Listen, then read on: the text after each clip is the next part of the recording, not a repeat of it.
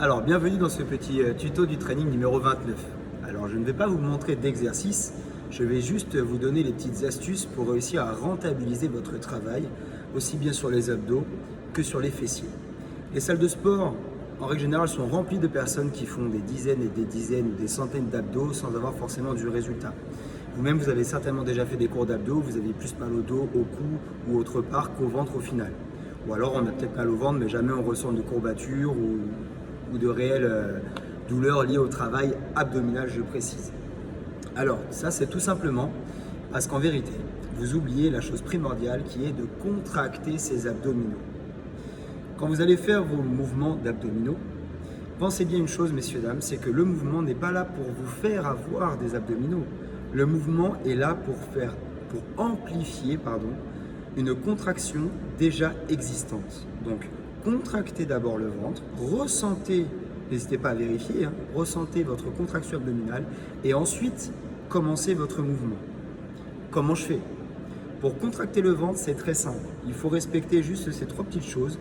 Aspire le nombril, serre le ventre. Remonte la région du périnée et amplifie avec une petite contraction fessier en plus. Mais vraiment, les choses primordiales à retenir, c'est je rentre le nombril et je remonte en même temps la région du périnée, ce qui fait que mes abdominaux se contractent. J'ai la sangle abdominale qui est verrouillée. Vas-y, essaye. Serre le périnée, donc comme si tu te trompais de faire pipi, c'est vraiment ça. Tu retiens, tu rentres, aspire le nombril et là, bizarrement, tu vois, le ventre, il est contracté. Et à partir de ce moment-là, tu vas travailler sur ton mouvement en essayant de ne pas relâcher entre chaque. Souvent, voilà ce qui se passe. Je fais un mouvement, un et je relâche, un et je relâche. Non, reste en contraction, hop, et essaie d'aller rechercher les muscles profonds. Et là, tu verras, tu auras un réel résultat. Aspire le ventre, donc du coup, serre les abdominaux, remonte la région du périnée et essaye de ne relâcher qu'une fois la série terminée et non pas entre chaque répétition. Concernant les fessiers, messieurs, dames, les fessiers, c'est la même chose. Vous pourrez lever la jambe des centaines de fois. Tant que vous n'aurez pas compris qu'il faut contracter la fesse engagée dans le mouvement avant de jeter le pied, vous n'aurez pas de résultat réel sur les fessiers.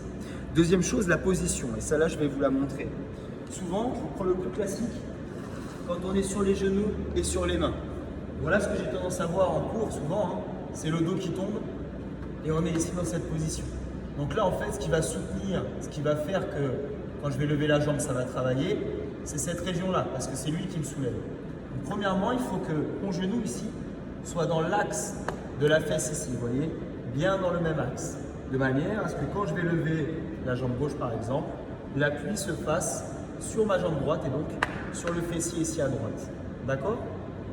Reprenons toujours ce même exemple, donc je recule ici. Deuxième chose, pour éviter que le dos tombe, qu'est-ce qu'il faut faire? Eh bien, toujours pareil, il faut serrer la sangle abdominale. Pour serrer la sangle abdominale, j'aspire le ventre, hop, et le dos du coup se met à plat. Attention, je ne vous demande pas d'être arrondi. Le dos juste à plat, aspire le ventre.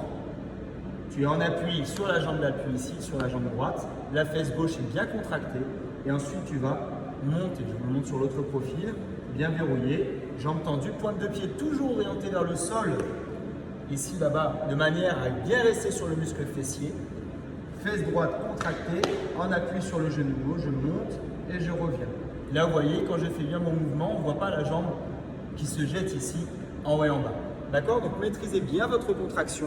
C'est le secret du résultat, quel que soit d'ailleurs le mouvement musculaire, messieurs, dames. J'espère que ça vous sera utile. À tout de suite.